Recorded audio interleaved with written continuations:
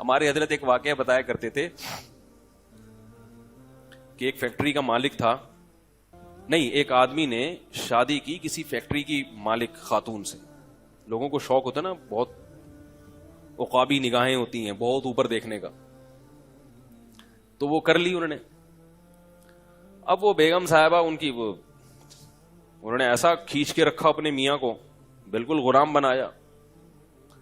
اب یہ بیچارہ بہت مصیبت میں آ گیا، وہ جب چاہتی اس کو ذلیل کر دیتی، اور اللہ معاف فرمائے کہنا بھی اچھا نہیں لگتا، ان کی دوستیاں بھی بہت مردوں سے.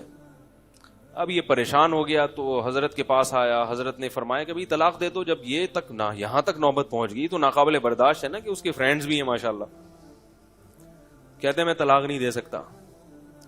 کہا کہ کیوں نہیں دے سکتا؟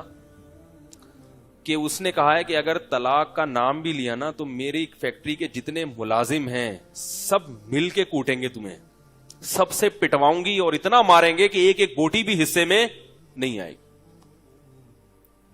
تو ہمارے حضرت نے جب یہ جملہ سنا تو حضرت نے فرمایا ضرب الحبیب زبیب، محبوب کی مار کشمش کی طرح ہوتی ہے، کھاؤ اور کشمش کے مزے لو، بھگتو. ٹھیک کیا کرو؟ بہت اونچے خواب جن کو دیکھنے کا شوق ہوتا ہے نا، کامیاب انسانوں کی فہرست میں شامل ہونے کا.